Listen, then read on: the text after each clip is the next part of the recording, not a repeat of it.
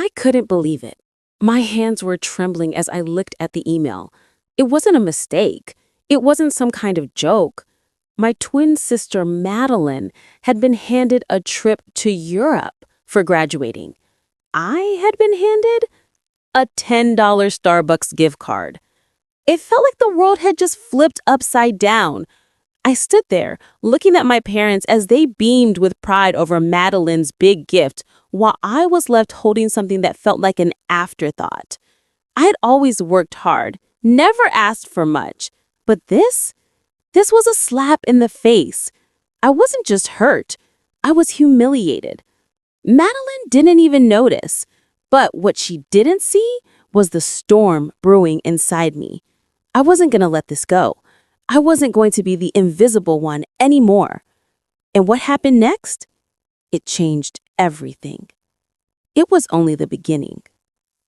Growing up, I always felt like I had to be the perfect one. Madeline was the golden child, everyone's favorite. It wasn't like anyone outright said it, but you could tell. She was always the one getting praise, the one getting the attention, and the one with all the dreams people couldn't stop talking about. She was beautiful, talented, and had a way of making everyone feel like they were in her spotlight. And then there was me, just trying to keep my head down, do my work, stay out of trouble.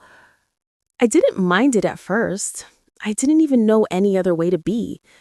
I got good grades, helped around the house, and tried to keep things running smoothly. But the more I did, the more I realized my efforts never really got noticed. I sacrificed a lot for the family, and I thought it was just part of being the dependable one. I worked part-time through school, missing birthdays, missing weekends with friends, just so I could make sure everything at home was in place. My parents would always say how proud they were of me, but that pride was like a shadow, something that never quite reached me. Madeline, on the other hand, never had to sacrifice a thing. She was given opportunities to travel, to study, to live life without worry. I was stuck, but I thought that was okay because I was doing it for the family, for them to see me as someone they could count on. I kept hoping that eventually they'd notice. I kept telling myself that one day I'd get the recognition I deserved. I told myself that Madeline might get all the big moments, but I'd be the one who would get the quiet satisfaction of knowing I was the backbone. And for a while, I believed it. I believed it because I had to.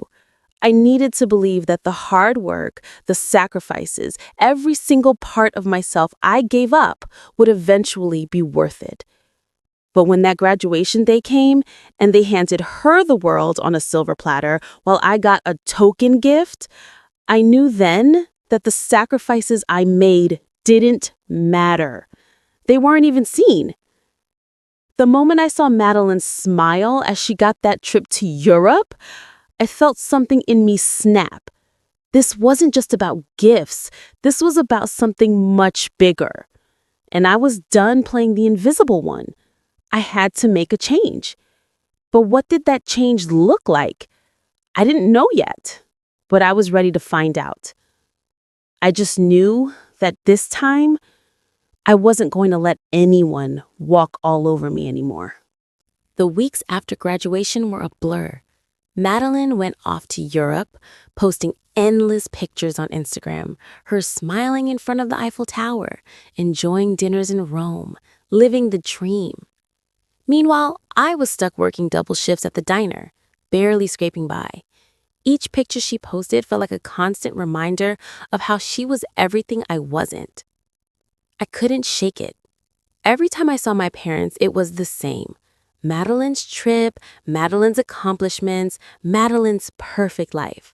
Meanwhile, I had nothing but a gift card and a pile of unpaid bills. And it wasn't just the trip to Europe that stung. It was the look of approval from our parents, that validation I so desperately craved but was never given. But one evening, things went from bad to worse. I came home after another exhausting shift, hoping for a quiet night, only to find my parents sitting at the kitchen table discussing something that made my stomach turn. They were talking about her again, how proud they were of her, how well she was doing, but then I overheard something that made my blood run cold. My mom said, "I just hope she doesn't get too comfortable with all these opportunities. It's time for Emily to step up too, don't you think?" It hit me like a slap to the face. It was as if they were waiting for me to pick up the slack, as though my role in the family was always to play second fiddle, waiting in the background, never truly seen. But Madeline, she got the reward, the praise, the chances to go out and live her life. She didn't have to fight for anything. But it wasn't just that moment. No. It was when I walked into the living room to confront them and I saw my dad holding a thick envelope, one with the glossy brochure sticking out. It was an invitation to an exclusive alumni event, and I realized with a sickening jolt that it was her invitation, not mine. They hadn't even thought to invite me. They hadn't even considered it. This wasn't just about the gift card anymore. This was a pattern that had been happening for years. My hard work had never been enough. No matter how much I sacrificed, no matter how much I gave, Madeline would always come first. That was the moment I knew I had to make a choice. Accept this life of being invisible or fight for the respect I deserved. I walked out of that room and promised myself that things would change. No more pretending, no more letting it slide. I wasn't going to stay in the shadows any longer. It was time for me to arise. The next few months were a whirlwind. I wasn't going to let that night just fade away like every other disappointment in my life. No, this time something snapped inside me and I made up my mind.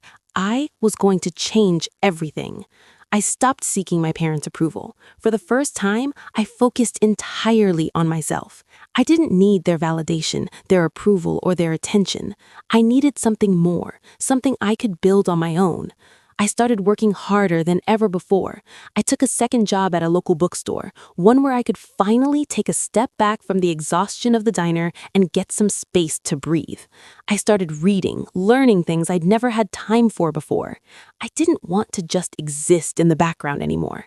I wanted to build a future, my future. It wasn't easy.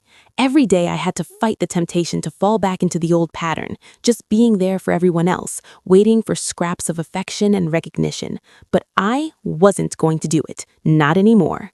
I knew I had something to offer the world, and it wasn't going to be in the shadows. It was going to be on my own terms. I didn't tell anyone what I was doing. I didn't tell my parents, and I didn't tell Madeline. I kept it to myself. The more I learned, the more I realized that everything I'd been doing up until now was just filling space.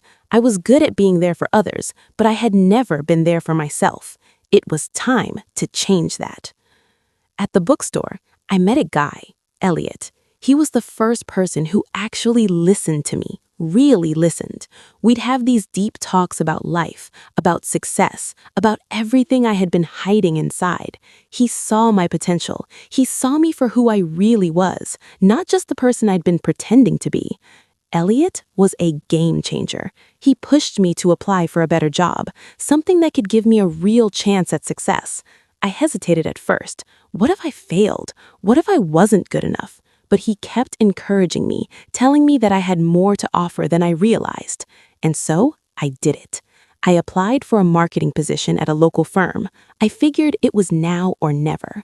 When I walked in for the interview, I was a bundle of nerves, but there was something in my gut that told me I was ready to finally show the world and my family who I really was.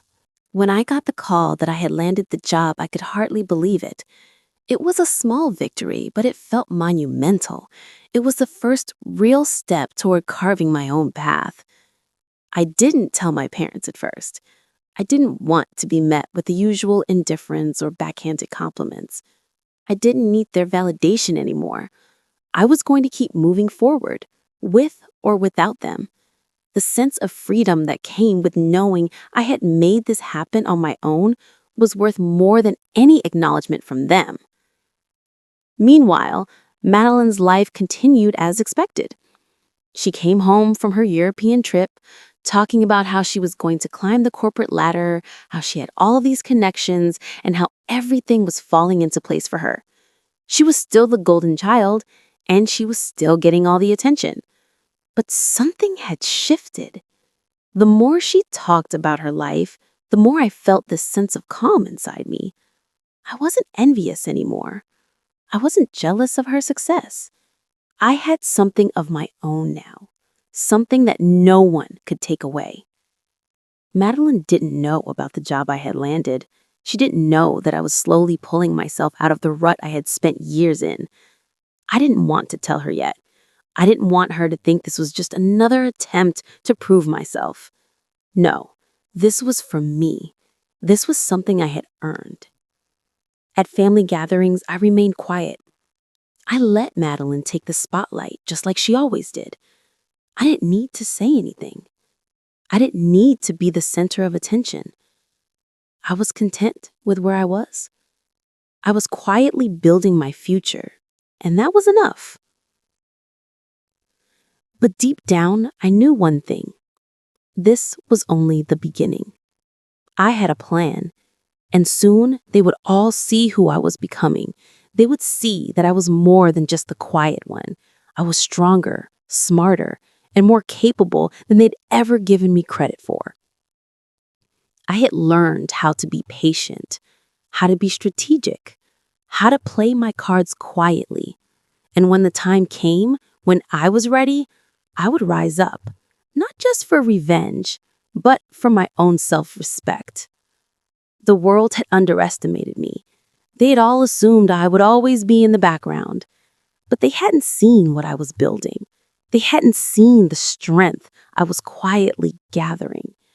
And soon, it would all come to light. The day I'd been waiting for came sooner than I expected.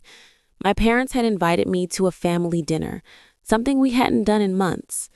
I knew Madeline would be there, probably talking about her latest work achievements, bragging about her connections and her perfect life. I wasn't interested in hearing it, but I felt like it was time to show them that I wasn't the same person I had been before. When I walked into the house, I could feel the familiar dynamic immediately. Madeline was sitting at the table, her usual smile plastered on her face, talking about a new project at work, her promotion. It was like I was invisible, but I didn't care. I was calm, confident. I had worked so hard to get here. They would see it, whether they wanted to or not. We sat down to dinner, and the conversation, as expected, turned to Madeline's latest accomplishments. I nodded along, pretending to be happy for her, but I could feel the anger bubbling under the surface. It wasn't her fault. She wasn't the one who had overlooked me all these years. Finally, I couldn't take it anymore. I looked at my parents and calmly said, "I got a new job." There was a pause. Madeline looked up, her eyebrows raised. My parents blinked, confused. "I've been working at a marketing firm for a few months now. It's been a great opportunity, and I'm really starting to find my feet there." The silence in the room was deafening. For the first time in years, I wasn't the invisible one. Madeline was the first to speak. "Wait, what? You? A marketing job? That's..." She trailed off, clearly shocked.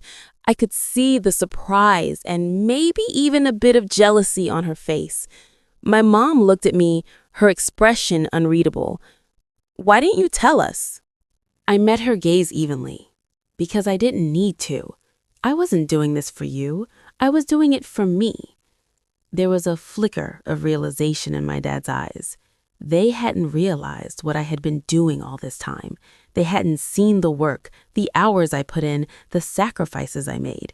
They hadn't seen me grow because I had been too busy hiding in their shadows. But now, I wasn't hiding anymore. Madeline tried to laugh it off. "Well, good for you, Emily.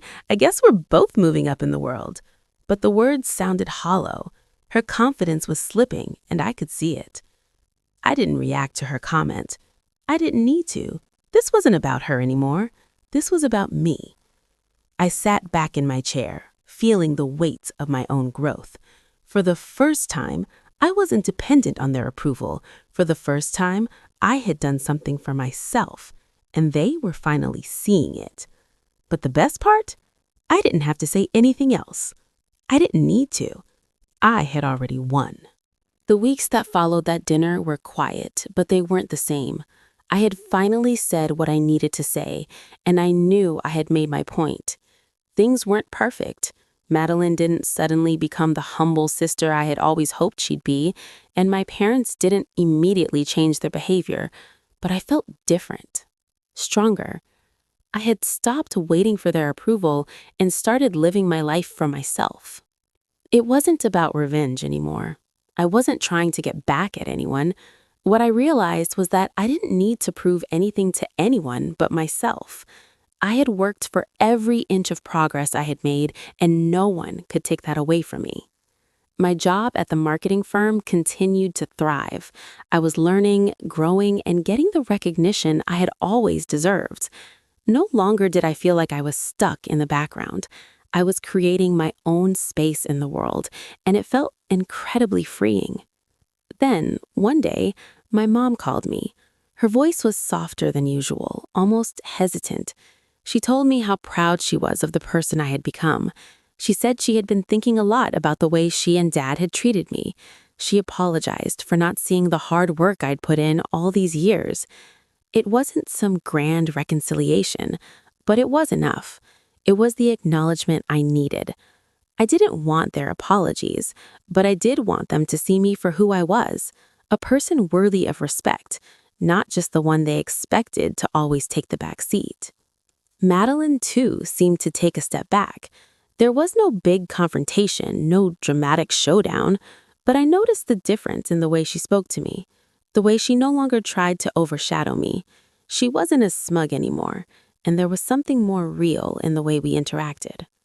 The lesson, though, wasn't in how they changed, it was in how I had changed.